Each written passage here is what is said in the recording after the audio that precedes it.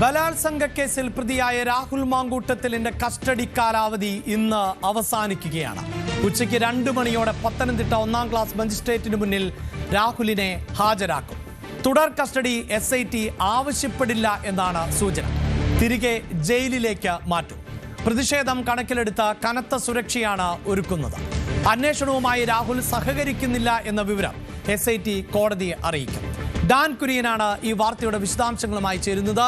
Dan, തെരഞ്ഞെടുപ്പ് അടുത്തിരിക്കുന്ന സാഹചര്യമുണ്ട്. UDF-നെ ഏറെ പ്രതിരോധത്തിലാക്കുന്ന, അല്ലെങ്കിൽ കോൺഗ്രസിനെ പ്രതിരോധത്തിലാക്കുന്ന ഒരു വിഷയമാണ്. അവിടെ MLA അല്ല, പാർട്ടിയുടെ MLA അല്ല ഇപ്പോൾ എന്ന ന്യായമൊക്കെ പറയുമ്പോൾ പോലും ഇപ്പോൾ രാഹുൽ മാങ്കൂട്ടവുമായി ബന്ധപ്പെട്ട് നടക്കുന്ന നീക്കങ്ങൾ അതെല്ലാം രാഷ്ട്രീയമായി കൂടി വലിയ ചർച്ച ചെയ്യപ്പെടുന്ന സാഹചര്യമുണ്ട്. നമുക്കതിൻ്റെ രാഷ്ട്രീയത്തിലേക്ക് വരാം. അതിനു മുമ്പ് രാഹുൽ മാങ്കൂട്ടം നിയമ നടപടി നേരിടുന്ന ഒരു വിഷയം ഇപ്പോൾ ഇതാണ്. നിലവിൽ 3 പരാതികളാണ് അതിജീവിതമാരുടേതായിട്ടുള്ളത് എങ്കിലും ഈ 3ാമത്തെ പരാതിയിലാണ് രാഹുൽ മാങ്കൂട്ടം അറസ്റ്റിലാകുന്നത്, രാഹുൽ മാങ്കൂട്ടം തടവിലാകുന്ന സാഹചര്യം ഉണ്ടാകുന്നത്. രാഹുൽ മാങ്കൂട്ടവുമായി ബന്ധപ്പെട്ട് തെളിവെടുപ്പ് അടക്കം അന്വേഷണ സംഘം നടത്തുകയും ചെയ്തത്.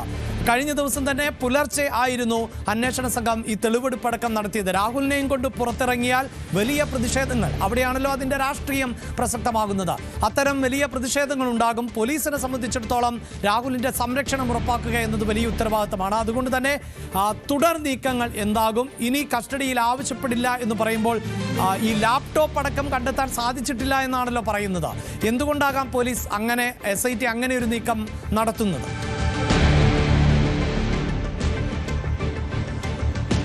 3 ദിവസത്തേക്കാണ് രാഹുൽ മാങ്കൂട്ടത്തിനെ പ്രത്യേക അന്വേഷണ സംഘത്തിന്റെ കസ്റ്റഡിയിൽ Thiruvalla first class judicial magistrate കോടതി വിട്ടു നൽകിയത്. പക്ഷേ 3 ദിവസമായി നടന്ന ചോദ്യം ചെയ്യലും ഒരു തരത്തിലുള്ള വിവരങ്ങളും, അന്വേഷണത്തിന് സഹായകരമാകുന്ന ഒരു തരത്തിലുള്ള വിവരങ്ങളും രാഹുൽ മാങ്കൂട്ടത്തിന്റെ പക്കൽ നിന്ന് അന്വേഷണ സംഘത്തിന് ലഭിച്ചില്ല. ആവർത്തിച്ച് ചോദ്യാവലി തയ്യാറാക്കി ഇതുമായി ബന്ധപ്പെട്ട കാര്യങ്ങളിൽ വ്യക്തത വരുത്താനുള്ള ശ്രമം SITയുടെ ഭാഗത്തുനിന്നുണ്ടായപ്പോഴും നിങ്ങൾ തന്നെ അന്വേഷിച്ച് കണ്ടുപിടിച്ചോളൂ, അതല്ലേ നിങ്ങളുടെ പണിയെന്ന് ചോദിച്ച് അന്വേഷണ സംഘത്തിന്റെ മുഖത്ത് നോക്കി ചിരിച്ചുകൊണ്ടിരിക്കുകയായിരുന്നു രാഹുൽ എന്നാണ് ഉദ്യോഗസ്ഥരുടെ ഭാഗത്തുനിന്ന് ലഭിക്കുന്ന സൂചന. അതായത് ആദ്യഘട്ടത്തിൽ കോടതിയിൽ ഹാജരാക്കുന്നതിനായി ഈ മൊബൈൽ ഫോൺ ഫ്ലൈറ്റ് മോഡിലാക്കി വേണം കോടതിയിൽ സമർപ്പിക്കാൻ. അതുകൊണ്ട് തന്നെ അതിന്റെ ലോക്ക് പാറ്റേൺ പറഞ്ഞു തരണം എന്ന് രാഹുലിനോട് അന്വേഷണ സംഘം ആവശ്യപ്പെട്ടിട്ടും അതിന്റെ ആവശ്യമില്ല, അത് എനിക്ക് അനുകൂലമായ തെളിവുകൾ നശിപ്പിക്കപ്പെടും, അതുകൊണ്ട് ഫോണിന്റെ പാസ്വേഡ് നൽകാൻ കഴിയില്ല എന്ന നിലപാട് രാഹുൽ സ്വീകരിക്കുകയായിരുന്നു. തുടർന്നാണ് പാലക്കാടുള്ള ഹോട്ടലിൽ, രാഹുൽ താമസിച്ചിരുന്ന ഹോട്ടലിൽ പരിശോധന നടത്തിയത്. അവിടെ നിന്ന് മറ്റൊരു ഫോൺ പിടിച്ചെടുത്തു. പക്ഷേ ഈ കേസിൽ ഏറ്റവും നിർണായകമായി മാറിയേക്കാവുന്ന ഒരു ലാപ്ടോപ്പ് ഇപ്പോഴും അന്വേഷണ സംഘത്തിന് കണ്ടെത്താൻ കഴിഞ്ഞിട്ടില്ല. ഇന്നലെ ആ ലാപ്ടോപ്പ് തേടിയാണ് രാഹുലിന്റെ അടൂരിലെ വീട്ടിൽ പരിശോധന നടത്തിയത്. പക്ഷേ അവിടെ നിന്ന് ആ ലാപ്ടോപ്പ് കണ്ടെത്താൻ കഴിഞ്ഞില്ല. അതിനുവേണ്ടിയുള്ള പരിശോധന മറുവശത്ത് പുരോഗമിച്ചുകൊണ്ടിരിക്കുകയാണ്. എന്തായാലും ഡിജിറ്റൽ തെളിവുകൾ ആണ് അന്വേഷണ സംഘത്തിന് മുമ്പിൽ ഈ കേസുമായി ബന്ധപ്പെട്ട് ഇനി രാഹുലിനെതിരെയുള്ള ഏറ്റവും പ്രധാനപ്പെട്ട ആയുധം. അതുകൊണ്ട് പരമാവധി ഡിജിറ്റൽ തെളിവുകൾ ശേഖരിക്കാനുള്ള നീക്കമാണ് അവർ നടത്തുന്നത്. അതിന്റെ ഭാഗമായാണ് കോടതിയിൽ ഇതുമായി ബന്ധപ്പെട്ട റിപ്പോർട്ട്, അതായത് അന്വേഷണത്തോട് രാഹുൽ നിസ്സഹകരണം തുടരുന്ന കാര്യവും ഈ ഫോണിന്റെ ലോക്ക് പാറ്റേൺ എന്താണെന്ന് അന്വേഷണ സംഘത്തോട് വിശദീകരിക്കാത്ത കാര്യവുമൊക്കെ രേഖാമൂലം കോടതിയെ അറിയിക്കും. തുടർന്ന് മജിസ്ട്രേറ്റ് ആയിരിക്കും തുടർന്ന് ആ വിഷയത്തിൽ തുടർ നിലപാട് സ്വീകരിക്കുക. എന്തായാലും രാഹുൽ മാങ്കൂട്ടത്തിനെതിരെ പരാതി നൽകിയ യുവതിയുടെ രഹസ്യമൊഴി രേഖപ്പെടുത്താനുള്ള നീക്കവും അതീവ രഹസ്യമായി തന്നെ ഇപ്പോൾ പുരോഗമിച്ചുകൊണ്ടിരിക്കുകയാണ്. യെസ്, അതായത് വളരെ നിർണായകമായ നീക്കങ്ങളാണ് ഇപ്പോൾ നടക്കുന്നത്. അതോടൊപ്പം തന്നെ രാഹുലിനെ സംബന്ധിച്ചിടത്തോളം ഏറ്റവും പ്രധാനപ്പെട്ടത് ഇനി ജാമ്യം ഉൾപ്പെടെയുള്ള സാഹചര്യത്തിലേക്ക് പോവുക എന്നതാണ്. ഇവിടെ ഈ അന്വേഷണവുമായി ഒരു പരിധിവരെയെങ്കിലും സഹകരിക്കുന്നില്ല എന്ന ഒരു നിലപാട് തീർച്ചയായും അത്തരം ജാമ്യാപേക്ഷയടക്കം മുന്നോട്ട് വരുമ്പോൾ പ്രോസിക്യൂഷന് മുന്നോട്ട് വയ്ക്കാൻ പറ്റുന്ന ഒന്നായി മാറുന്ന പശ്ചാത്തലമല്ലേ ഉള്ളത് ഡാൻ?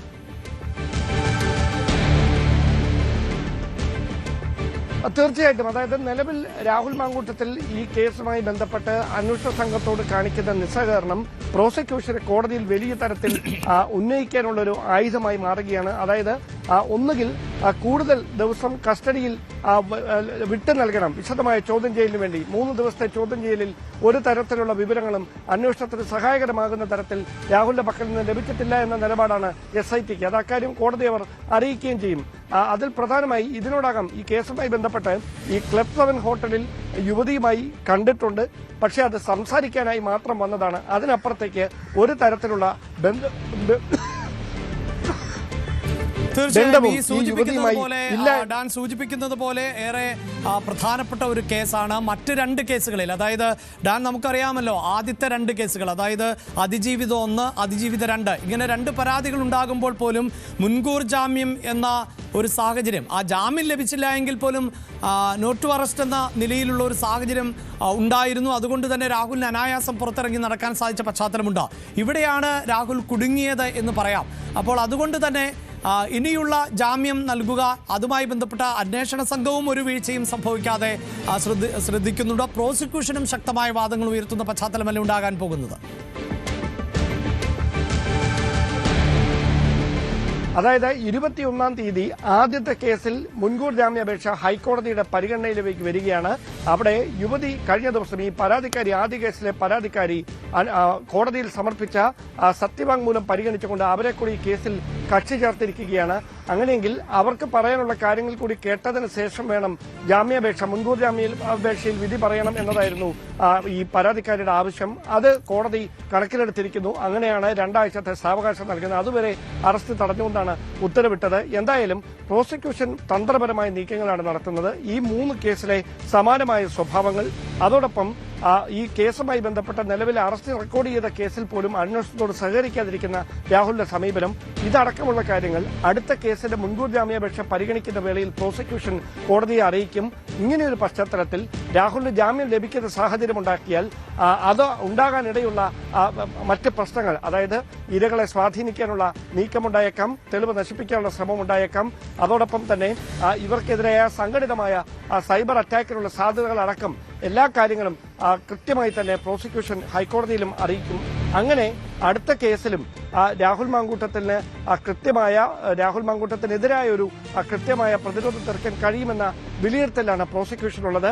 ഈ 3 കേസിലെ സമാന സ്വഭാവത്തിലുള്ള ക്രൈം അത് കൃത്യമായി കോടതിയെ അറിയിക്കാനുള്ള നീക്കങ്ങളാണ് അന്വേഷണ സംഘം നടത്തുന്നത്. അതുകൊണ്ട് തന്നെയാണ് അതീവ രഹസ്യമായി ഇതുമായി ബന്ധപ്പെട്ട് ഇതിനോടകം ശേഖരിച്ചിരിക്കുന്ന ഡിജിറ്റൽ തെളിവുകൾ അടക്കം മുദ്രവെച്ച കവറിൽ കോടതിയിൽ എത്തിക്കുന്നതിന് വേണ്ടിയിട്ടുള്ള ഒരു ശ്രമം SITയുടെ ഭാഗത്തു നിന്നുണ്ടാകുന്നത്. എന്തായാലും ഹൈക്കോടതിയിലും ഈ വാദമുഖങ്ങൾക്ക് ശക്തി പകരുന്ന തരത്തിലുള്ള തെളിവുകൾ ഹാജരാക്കാൻ കഴിയുമെന്ന വലിയ പ്രതീക്ഷയിലാണ് SIT ഇപ്പോഴുള്ളത്. SIT ഈ തരത്തിലുള്ള പ്രതീക്ഷയാണ് പുലർത്തുന്നത്. മാത്രവുമല്ല, രാഹുൽ മാങ്കൂട്ടത്തിലിന്റെ കസ്റ്റഡി കാലാവധി അവസാനിക്കുന്ന പശ്ചാത്തലമുണ്ട്. ഞാൻ ഡാനിലേക്ക് തന്നെ തിരികെ എത്താം. കൂടുതൽ വാർത്തകൾക്ക് News 18 Keralam YouTube channel subscribe ചെയ്യുക.